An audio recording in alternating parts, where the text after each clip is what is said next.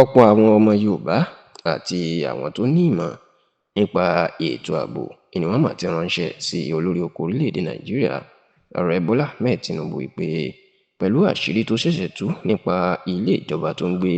ìyẹn Government House tí wọ́n tún ń pè ní Aso Rock tàbí Aso Villa, wọ́n ní àfi kí Tinubu kó lọ ṣọ́ rẹ̀ gidigidi báyìí o, kó sì lọ ṣe ọ̀rọ̀ ara ẹ̀ ní ojú alákànfin ṣọ́rí, nítorí wọ́n ní ìṣẹ̀lẹ̀ tó ṣẹlẹ̀, àṣírí tó tú náà ó ti fi òwe àwọn àgbà tó ní ikú tó ń pa ojúgbé ẹni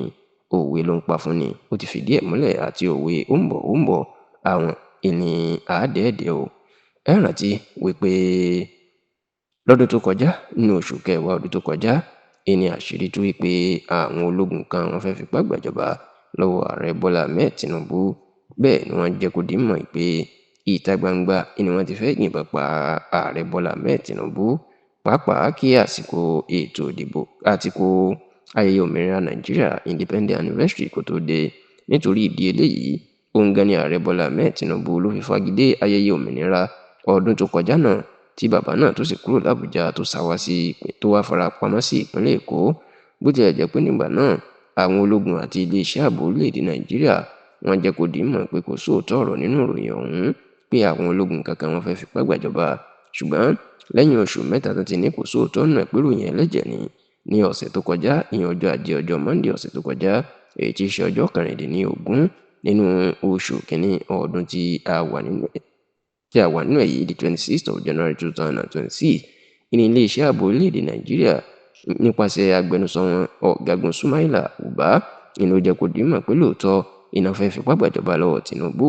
àti wípé àwọn ṣẹ̀ṣẹ̀ parí ìwádìí àwọn ni, táwọn sì ti gbé ìwádìí ọ̀hún fún àwọn adarí àwọn pàápàá Ààrẹ Bọ́lá Ahmed Tinubu. Ṣùgbọ́n nínú àṣírí tó tú ni wọ́n ti jẹ́ kó di mọ̀ pé àwọn tí wọ́n fẹ́ fipá gbàjọba náà wọ́n ti ṣiṣẹ́ débi pé wọ́n ti ní àwọn alamí nínú Aso Rock tí Tinubu ń gbé. Kódà wọ́n ní àwọn òṣìṣẹ́ iléeṣẹ́ kan tá a forúkọ bò láṣìírí tí wọ́n ń ṣiṣẹ́ àtúnṣe nínú ilé Aso Rock tí Tinubu ń gbé, wọ́n ní alamí láàrin wọn. Àwọn yẹn náà sì ti tú àwọn àṣírí kan fún wọn nípa bí wọn yóò ṣe wọ ilé ìjọba láti tètè rí Tinubu jí gbé tàbí láti pa á dànù, tí wọ́n sì ní gbogbo eléyìí ni àwọn tó wà nídìí ìdìtẹ̀gbàjọba náà ni wọ́n ti ní lọ́wọ́. Ṣùgbọ́n tó jẹ́ pé bó ṣe kù díẹ̀ kí wọ́n ṣiṣẹ́ ọwọ́ wọn láṣìírí wọn tú kó tó di pé wọ́n bẹ̀rẹ̀ sí ní máa kó gbogbo wọn jù sí àtìmọ́lé, èyí tó jẹ́ pé bí ológun bí 40 ni wọ́n ti jù sátìmọ́lé lórí ọ̀rọ̀ ọ̀hún dásìkò tí a ṣàkójọpọ̀ ròyìn yìí. Ṣá oníṣe ní ọ̀pọ̀ ọmọ Yorùbá àti àwọn òǹwòye ètò ààbò ni wọ́n gba Tinubu nímọ̀ràn pé bí àṣírí náà tó tú ìbá fi jẹ́ òótọ́, wọ́n ní ewu wà lóko lóńgẹ́ fúnra ewu ni. Wọ́n ní àfi kó lọ ṣọ́ra gidigidi tó bá fi di pé àwọn tó fẹ́ fipá gbàjọba lọ́wọ́ ẹ̀ wọ́n ti ní alamí sínú Aso Rock àti láàrin àwọn òṣìṣẹ́ tí wọ́n ń ṣe àtúnṣe inú ọgbà Aso Rock, tó sì ní ewu ńlá gidigidi ní eléyìí jẹ́.